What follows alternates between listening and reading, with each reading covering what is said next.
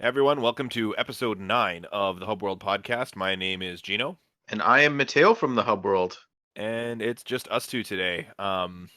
Things have been really busy these past 2 weeks. We recorded an episode when the Microsoft Bethesda merger happened and it got corrupted. Then Jules had a big move, and nobody else watched the content that we're going to be talking about today, which is Zack Snyder's Justice League.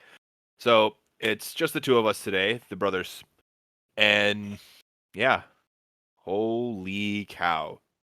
It's okay. I'm the most important person to be talking about the Snyder Cut out of all of us. So you guys are in for a treat. Yeah. I have been waiting for this movie to come out since DC the initial DC movie slate came out, I think in like 2014, where they announced the Zack Snyder directed Justice League movie. And back in you know 2017, Zack Snyder had to leave the project. He had a devastating Personal. family tragedy happen, and Yeah. Warner Bros. Didn't like the initial screening they saw of Zack Snyder's Justice League, so they made a uh, uh, a change at the director's position and basically reshot the entire movie. And uh, just remember, like, the fan campaign that happened at the time, like, we basically the day after the movie came out, people heard there was a pretty, not like 100% complete, but like a complete enough version of Zack Snyder's Justice League out there, and that's where the release the Snyder Cut movement happened, or it came Yeah. from. Well, And wasn't like the whole like the DC community like after Justice League came out and started getting panned like pretty much universally. it was Things devastating, to really be honest with sucked. you. Things really It sucked to be a it's DC fan Yeah, for a while. and I misremember people that, even in, like, I'm not going to say names, but people in our group of the group of people I know, the dialogue went from between 2017 and now was the Snyder Cut doesn't exist. If it did exist, it's not going to be good. It's It's a uh, long shot. It's never going to it's happen. never going to happen. They rented out billboards in Times Square. They got banners on planes and like flying planes in LA and New York and stuff. Like, the community was so dedicated to Zack Snyder and to this vision being realized, and the fact that we were able to sit down and watch it. I've seen the movie 2.5 times already. The fact that You I'm watched still it not. twice in 2 days. I don't know how you had the energy to do that. The fact that I was able to sit down and watch this movie that I never thought was going to be made gave me the energy. And, like, I'm still in shock. Like, and the fact that it was so good makes me feel vindicated. Like, if there was one word I could use to describe the way I'm feeling and the way I feel towards the Snyder Cut, is vindication.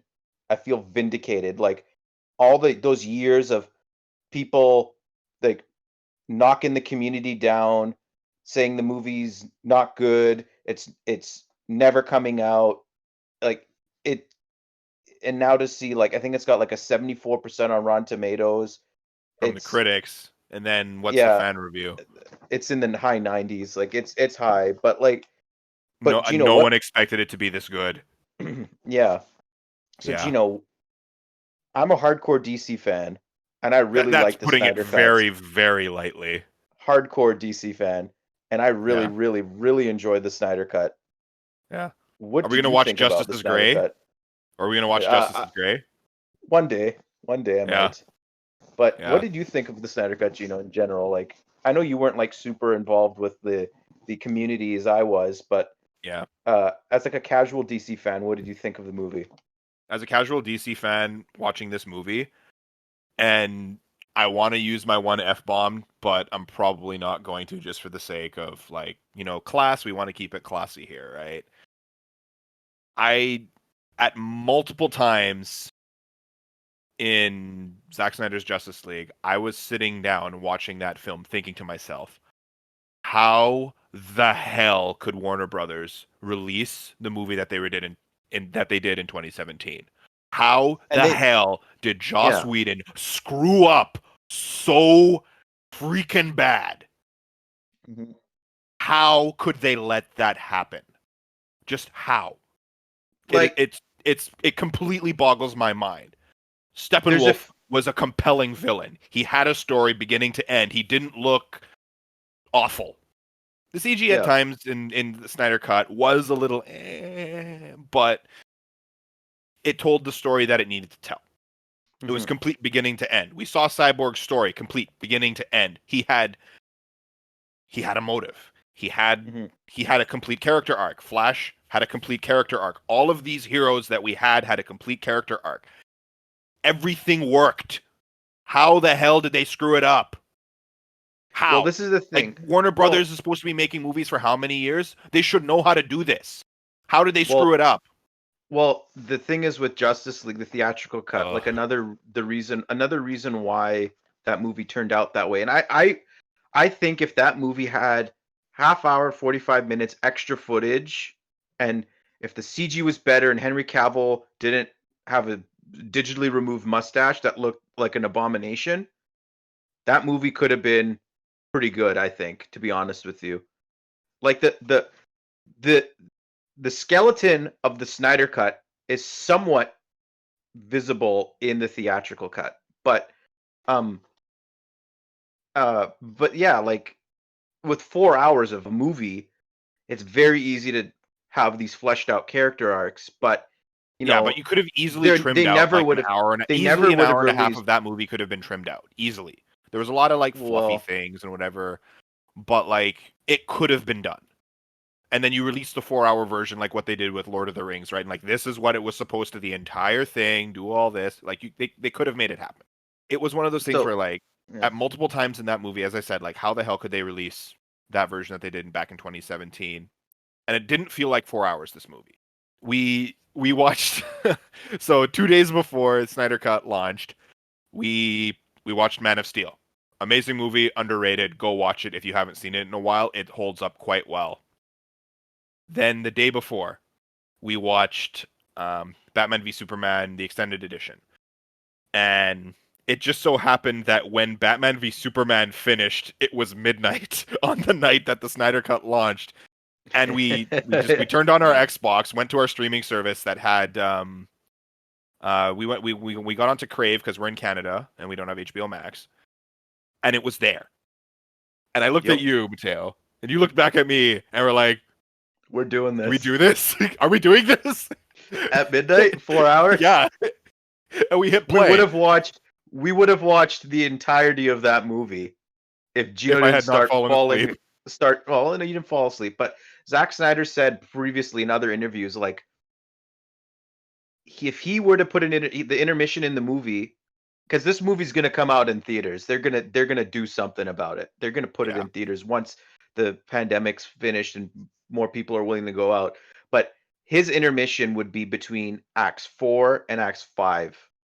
There's 6 acts in this movie plus a 25-minute epilogue. So that was his, and I feel he, and I agree with them, honestly. I think that's like a natural like point to have an yeah, intermission. it People can was a go, natural pausing point. So we yeah, decided to take our 4 hour nap and yeah, and then we at finished that watching it intermission in the point, and we morning. finished watching the movie in the morning. Yeah, But but I'm yeah, we shocked. watched like Like 8 hours of DC movies. DC goodness. Oh yeah, But BVS, anyways, as Greg Miller said, is not a bad movie. yeah, It's not. You watch the extended edition, it's not terrible, but the story flows. I would buy a It, 9.5 hour movie ticket to go watch Man of Steel, BVS Ultimate Edition, and Zack Snyder's Justice League all in one day. I would. yeah, you watch the complete story, but you were also a crazy man. So Yes.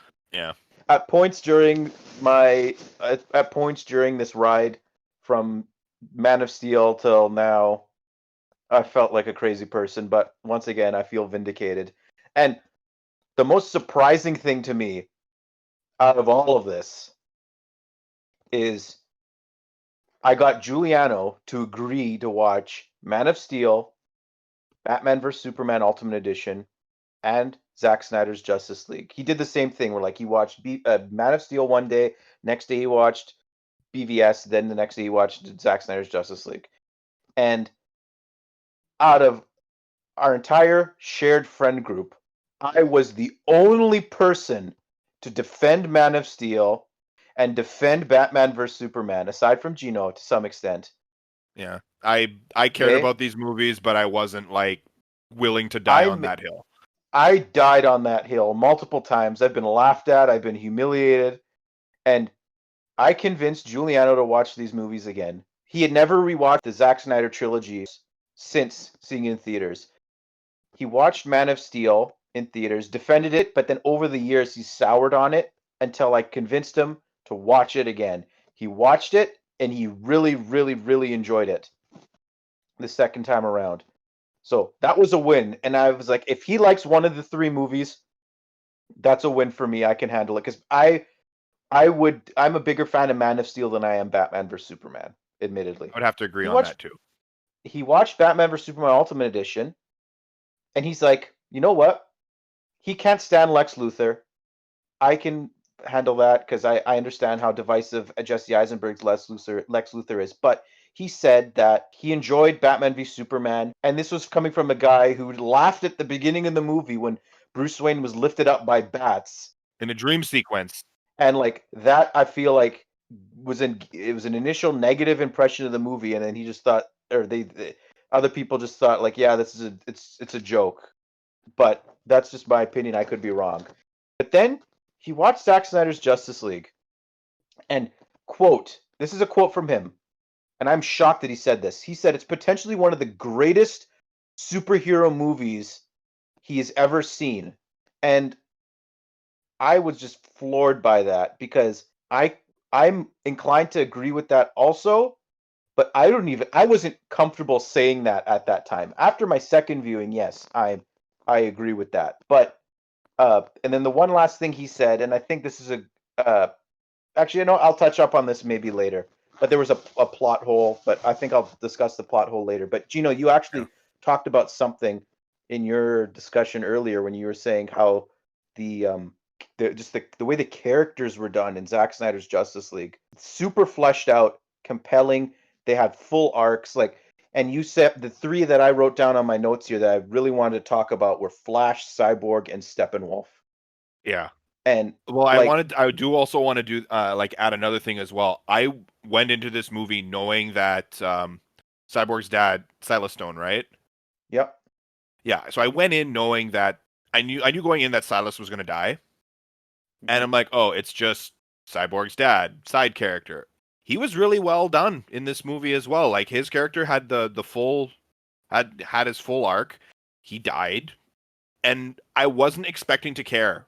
I knew he was going to die in this because we were talking about like the spoilers and all that kind of stuff, and like where I basically knew the entire, for the most part, I yeah, knew the and you had main spoiled story it for beats of me the too. movie just from storyboards and We can like, talk about that later, actually. Anyway, but yeah, I wasn't really like expecting to care about this character for Silas, and just kudos to the writing team, kudos to the actor. I don't know his name. I feel bad, but I think it's Joe Morton. I think. excellent performance. I don't know. Excellent performance. Mhm. Like out of all the side characters and everything in this movie, he stood out the most to me.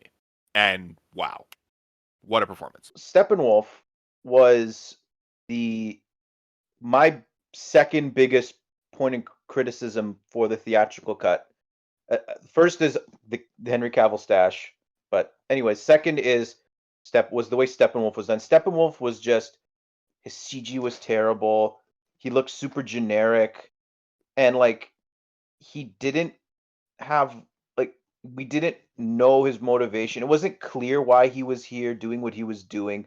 But and I knew this going into the Snyder cut because it's like I knew a lot of things, especially even with from comics too. Like Steppenwolf is an outcast. He's Darkseid's uncle, actually. I don't know if they specified that. They just say he's a family member or something in the Snyder Cut, but Steppenwolf is Darkseid's uncle who was outcast from Apocalypse for betraying Darkseid. And the whole his whole motivation in Zack Snyder's Justice League is to earn his way back to Apocalypse. His penance is to conquer 50,000 worlds or whatever it is that he has to do to bring glory back to himself and glory to Darkseid. And like there's a lot of memes going around now. Like, have you seen them, Gino? Where like people say Steppenwolf is cute now because of his eyes. No, I haven't. It's pretty funny. But anyways, but like the way Steppenwolf like his armor was like a It was almost organic looking, and like it kind of like flared up like porcupine yeah, spikes whenever he was like. it kind of reminded me of like Helix from Man of Steel, like the little like robot guy with like the organic metal moving around. Like it seemed to me like whenever civilizations like Krypton was a super advanced civilization, and they got to like organic living metal or something like that, and now Apocalypse kind of has that vibe too with like Steppenwolf's armor, and like the mother boxes act that way too. I found that was pretty cool. But anyways, back to Steppenwolf. I just thought like Ciaran Hinds, I don't know how to pronounce his first name, but like the voice actor, he's from Game of Thrones. But his performance as Steppenwolf was better. I felt he was more audible, like I could understand him better. I kind of felt bad for him when he was defeated at the end of the movie. Like it was kind of tragic in a way. I'm like, I didn't know I would feel that bad for a guy that killed so many Amazons at the beginning of the movie. That scene was incredible, by Yeah. the way. The Themyscira scene, and he Steppenwolf to me was he was get done. He had Eh, justice. Like they gave yeah. Zack Snyder's Justice League, justice for all. But Cyborg, Zack Snyder called Cyborg the heart of the film before we had seen it. I laughed at that. I thought that was just dumb. Every scene, and this is not a joke, every scene but one of Cyborg's in the theatrical cut was a reshoot. Everything except one scene was reshot. All that content, all that story, the meat on in his arc was gone. The whole relationship with his mother was not even in the theatrical cut. She was referenced, but she wasn't there.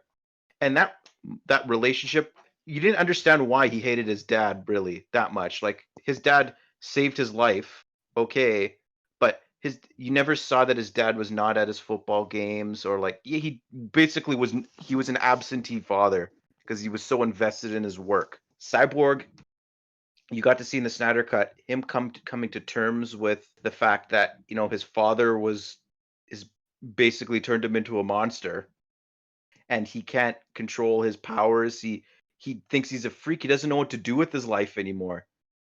He had a life in football. His social life has been destroyed. He's lost his mother. What does he do? He just stays at home and sulks and brutes. And I just feel that like that one scene where He chills at Cyborg, home and he sulks and he's wearing sweats and he just hangs out on the internet all day. He became a basement dweller. that one scene where Cyborg helped that woman, he just gave her $100,000. That I think that scene was very, very important to Cyborg's character, because I think at that point he realized what his potential was, what he could do. He can't like he maybe can't go out, and he didn't want to be seen at that point, but he can manipulate things behind the strings and kind of be like a Robin Hood type thing, where like he's helping The needy. the small people out. I just feel like Cyborg in general just once, like, you have to watch the movie. He's Ray Fisher. Yeah, there's a lot of behind the scenes drama going on. He got written out of the Flash movie. He's probably never going to work in a Warner Bros. Production ever again, and that's a shame. Like, he's fantastic as Cyborg, and he really understands the essence of the Yeah. character.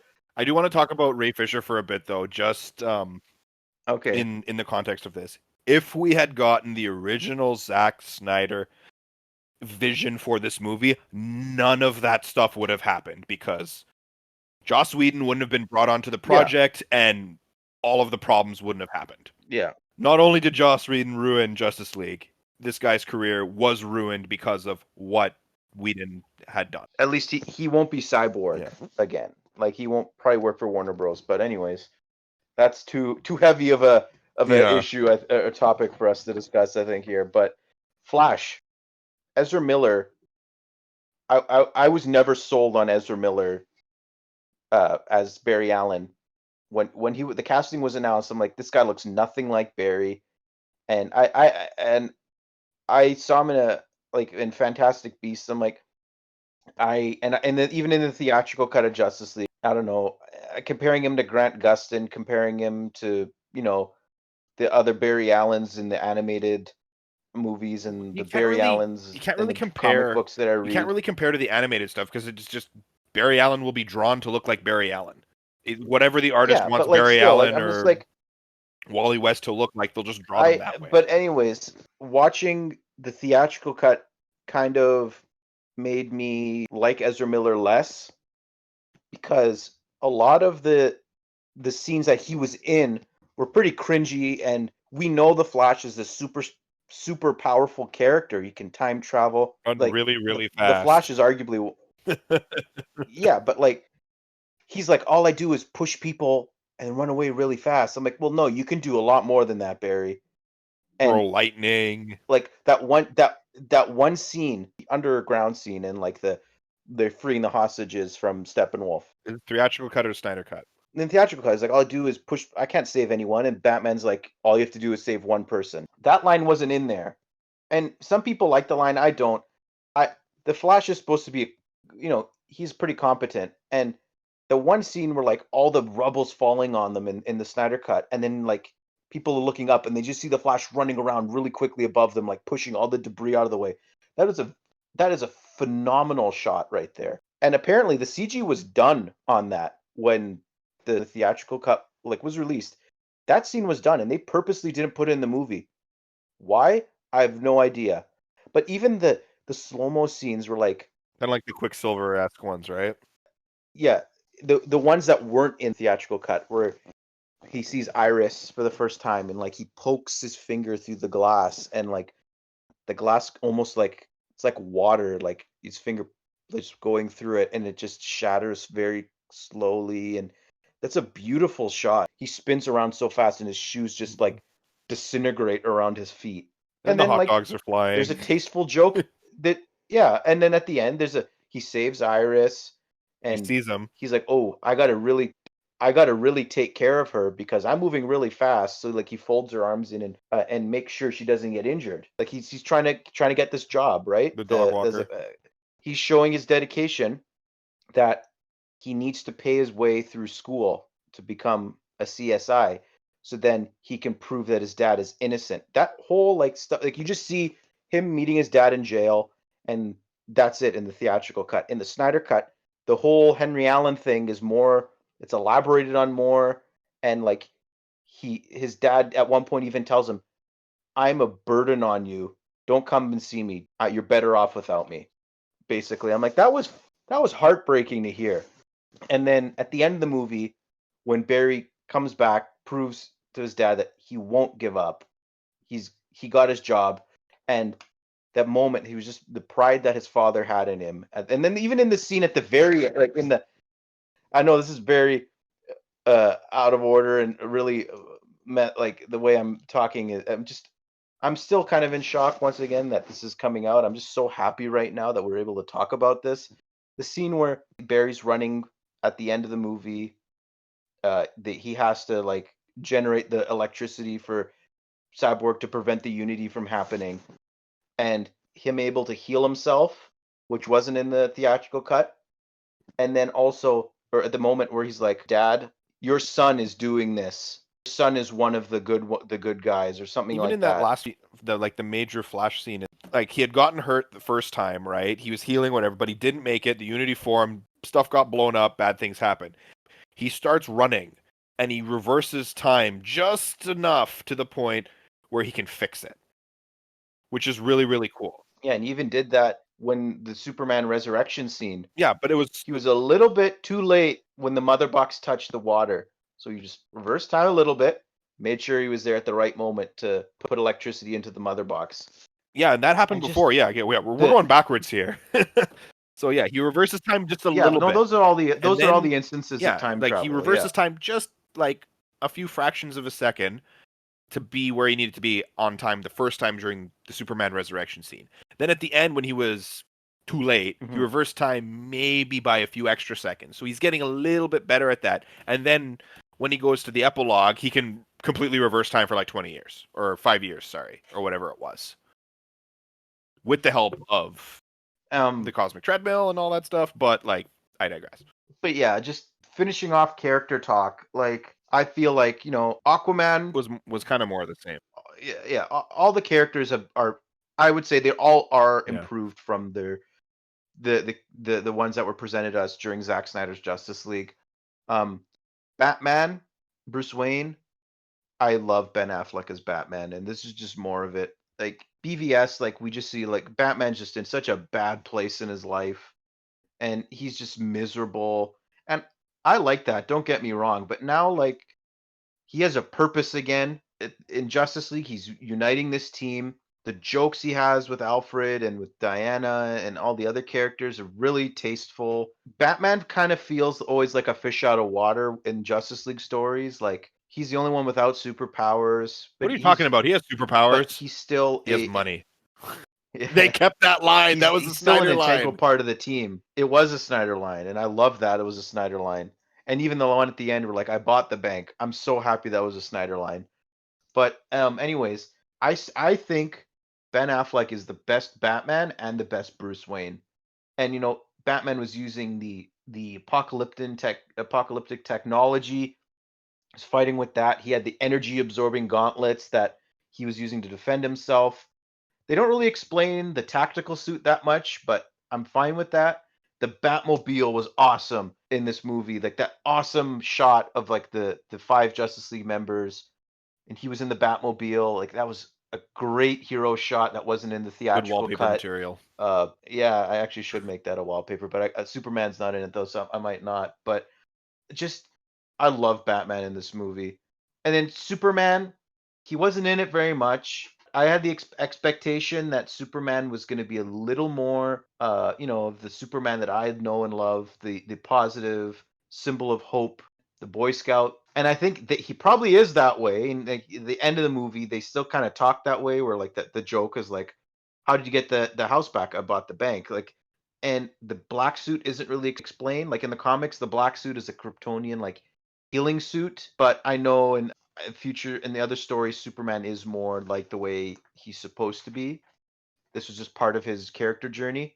And Wonder Woman, I think Wonder Woman is still like she's still I think my favorite member of the Justice League. That scene in where she saves all the kids from the terrorists, like where she's like running really quick and she's like blocking all They the didn't have the bullets and like slowdown like they did in the 2017 version, and just seeing her move that quickly, I find is more powerful. she's just incredible. Like Wonder Woman 1984, it was a disappointment to me. I don't think it was a terrible movie, but I like how this version of Diana and the Amazons is more akin to 2017's Wonder Woman. And like Zack Snyder, honestly, I think he could direct something to do with the Amazons, or at least be involved in Wonder Woman 3, maybe course correct that franchise a little bit. He's perfect for that. Like he's shown that he He gets understands it. the Amazons. This I think that probably is good for character talk. Just quickly, some other things I want to talk about the Snyder Cut is the score, the soundtrack by Tom Hulkenberg, Junkie XL, fantastic. Uh, I love the Speed Force theme when the Flash is running. I don't really like Zack Snyder's like artistic song selections that he picks, like uh the actual like the songs, like the ones that people sing in them. The score itself is fantastic. And then the other one, Gino, you know what I'm about to Oh, say. The new rendition of Superman's flight theme that played during the fight against Steppenwolf at the end.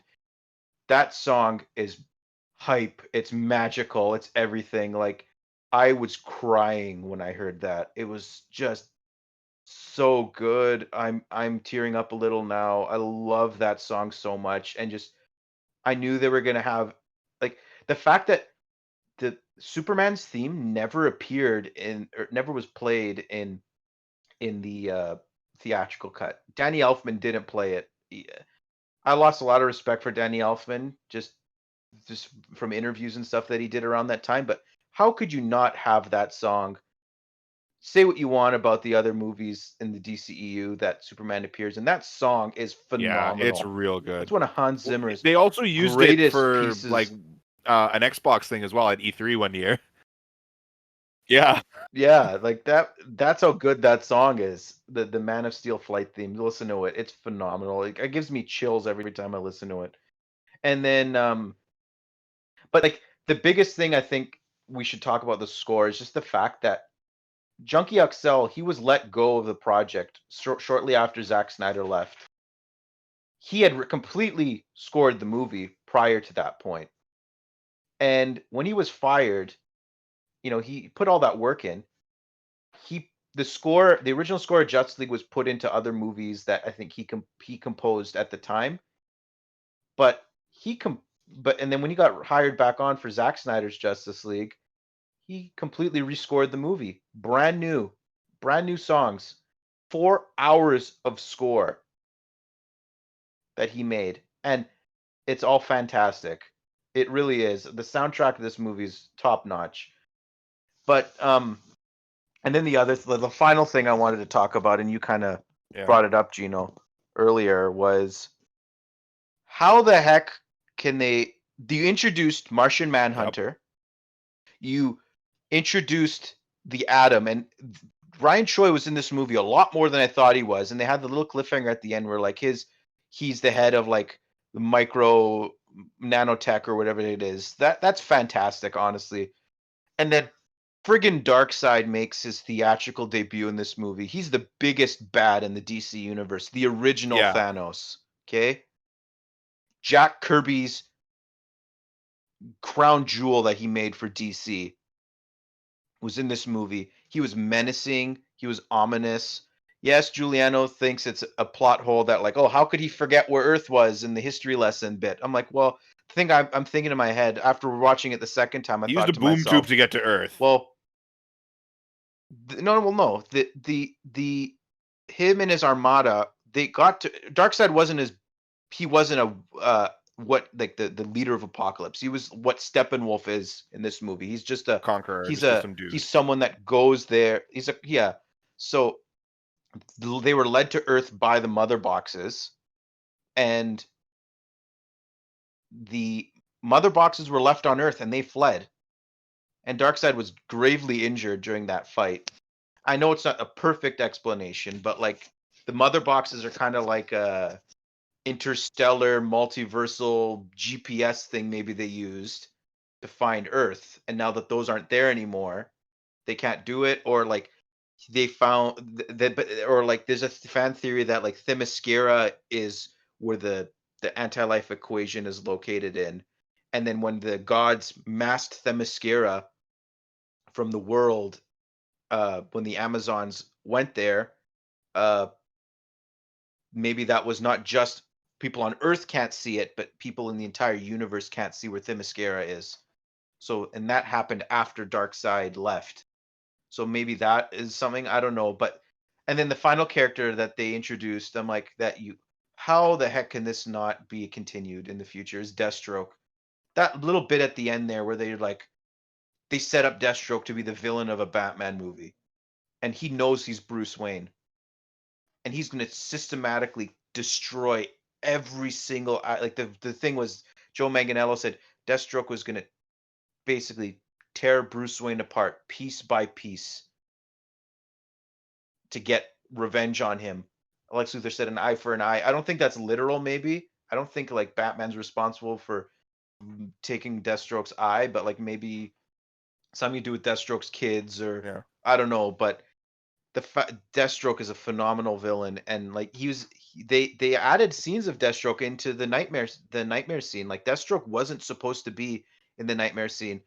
How could we not even talk about Joker? Jared Leto totally flipped the script on the public opinion of his appearance or his What, like portrayal of he Joker. was on Joker screen was for like what, maybe fantastic. 4 minutes of that 20 minutes? And He stole the whole I movie. wouldn't say stole the whole movie. He stole that scene for sure. I, For sure. That was the Jared Leto show for I 20 minutes.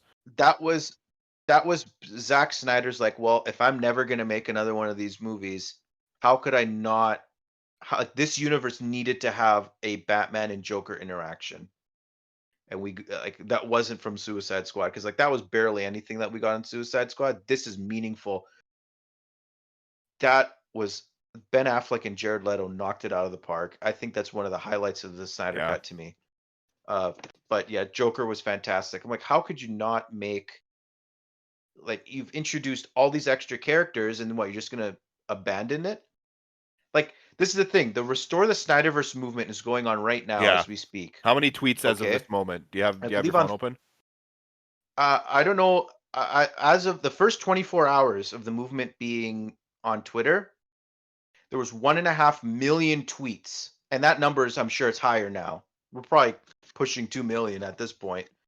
Um, and that's actually a Twitter record for the most amount of tweets for a movie or anything to do with Hollywood. It beat out Avengers #Avengers Endgame, which had 1.4 million. This was 1.5 million. It actually beat out the initial release the Snyder Cut Twitter campaign that took months to get to 1.3 million.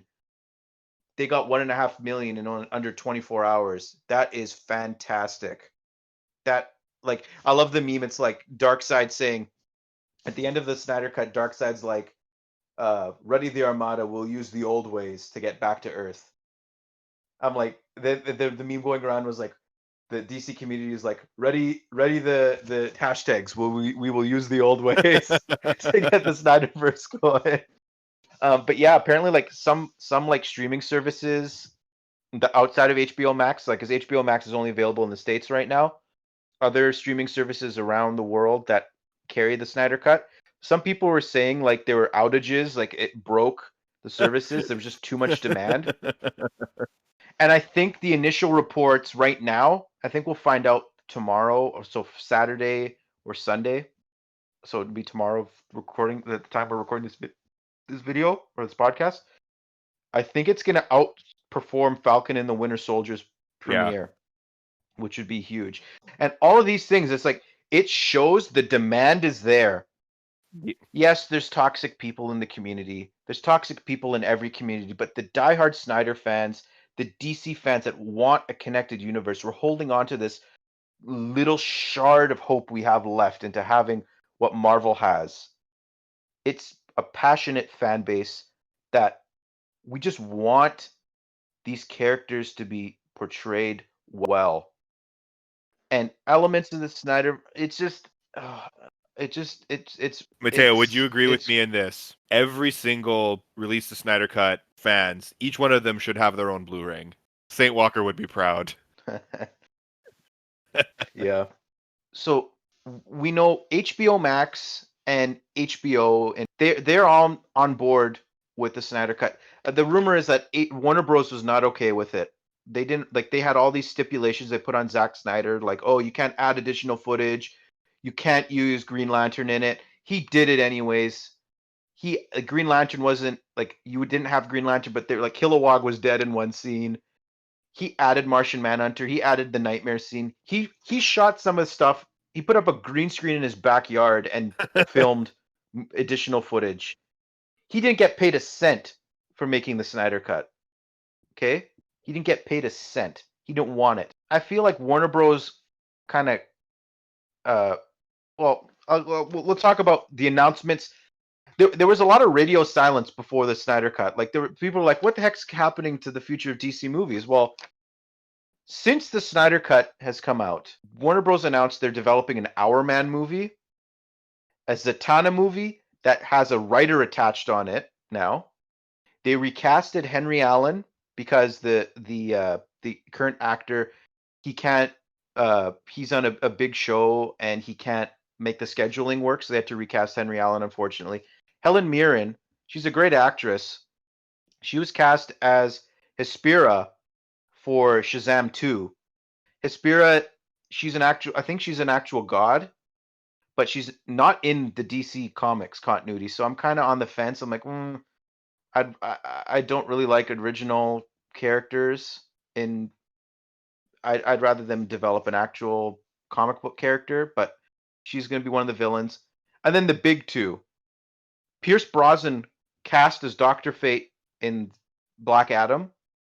Fantastic casting, Hype. huh, Gino? Hype. That fleshes out our entire Justice Society roster for the Black Adam movie, which we've been waiting on for a long time because they're starting production soon. And then the Suicide Squad trailer came out, I believe, was this morning. Fantastic trailer. And like I'm excited about all these things except for the Hespera being the main villain of Should be Shazam 2. interesting though. And like most of those announcements are really, really hype. I love Zatanna. I think Our Man's super underrated. Will that movie get made? Who knows? It's one of those things like DC announces a bunch of movies, but a lot of them Yeah. don't get made. Like I'm still waiting for this Nightwing movie to happen. But but I feel like it was a plot by Warner Bros. To kind of steal the attention and the momentum from the Snyder Cut and like kind of distract people from that. Because like Ann Sarnoff said like they're not going to do the air cut and they kind of don't want to continue with Zack Snyder.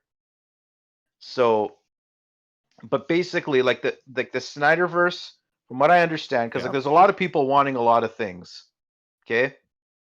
People just want Zack Snyder to finish his 5-film arc, but I would really I really love what has come before in the DCEU, except for probably Suicide Squad. Elements of Suicide Squad are good, like Harley Quinn and Captain Boomerang. Like elements of that movie I like still, and I feel like the Justice League it's like a 6 out of 10, 6 out Eh, of 10 movie. Like it's passable. I wouldn't call it and a then the 6. biggest thing, like I I don't like the fact that Dick Grayson is the dead Robin that's being referred to all the time in the DCEU. Like it should be Jason Todd. It writes itself, right? Yeah. And I hope that if the Flash movie is about like rewriting things, like they can fix. I want Henry Cavill to stay on as Superman. I know Ben Affleck's done, but Ezra Miller's staying on, Gal Gadot's staying on, Jason Momoa's staying on. Like I want a more coherent universe. Yeah, okay, I'm fine with multiple Earths, but like undo Dick Grayson's death. Make Robert Pattinson a new Batman. Like keep elements of Zack Snyder's uh DCEU. Don't completely like ignore it.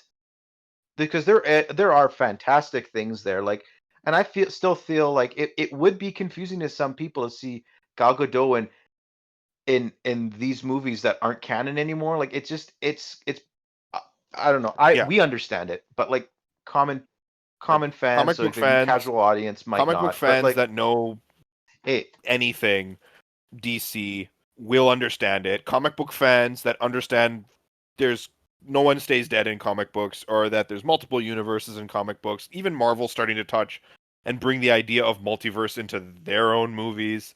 And we talked about this in the previous episode, right? With the WandaVision thing, and they're talking about multiverses and all that kind of stuff. That kind of knowledge is getting brought into the into mainstream. I don't think we should be babying the fans because, like, if you know that your hardcore DC fans are going to be the ones going to see these movies, maybe you should be pandering to what they want and not what like some and general look, person would want. and You'll and make more money, the movie will be better, and there's everyone else will over be happy. yeah, there's over 1.5 million fans that had the that chose to go on Twitter and give their support to Zack Snyder, and I'm sure there are hundreds of thousands of more people that didn't do it because I didn't. I was on the fence the first time. I know, like Gino, you liked the Snyderverse, but you didn't tweet. I don't even There's have lots Twitter. of people like you that I didn't don't do even have that. a Twitter. Yeah. So right. So like maybe this fan demand will. This is a perfect and hopefully like this is my Blue Lantern ring moment here. Like maybe this clear demonstration of fan demand, this clear evidence of fan demand, will maybe let DC incorporate elements of the Shazam family, get Shazam, get Black Canary, the new Blue Beetle's coming out, like Blue Beetle, the Green Lantern Corps, the Justice League Dark projects they're developing, and all these other characters, Static, Batgirl. We know these characters are having projects in development. Let them be in the final battle that is supposed to be this grand convergence of everything in the DC universe that comes. They're the new age of heroes. They're the ones that they have that give DC that Avengers Endgame level moment where they fight the big bad to save the planet, to save the multiverse. How epic would that be? Like, I just, it seems like a missed opportunity if they just abandon everything like this. Like, this movie was so good. It literally is your only critically received. It's the best critically received movie that Zack Snyder's ever made for DC in the DCEU. Let him continue. Make it a miniseries. Don't make it a movie. Just give him a series order on HBO Max. At the very least, they're gonna make a comic book, I think, of this. But like that's like bare minimum. Finish this off in graphic novel form. Yeah, but comic books don't I even don't know. sell anymore. That's the problem. I think like the Snyder Cut would have been made into like they would have broken it up into pieces and released it as a series on HBO Max if the contracts didn't have to get rewritten, and they like people would have to be paid more money basically if it was a TV series. Yeah. So they just said screw it, we'll make it a movie and just put it out and that's it. But yeah, that's basically my that's everything Yeah. I have on my notes for this. Watch the Snyder Cut, go watch it, give them that view, that ever important view. We need as many people to watch this movie as possible. Like it, if you like it or not, whatever. There are people that want these stories to continue. Zack Snyder deserves to finish what he started, and I deserve to see Superman in live action at the very least. I want to see my Superman more.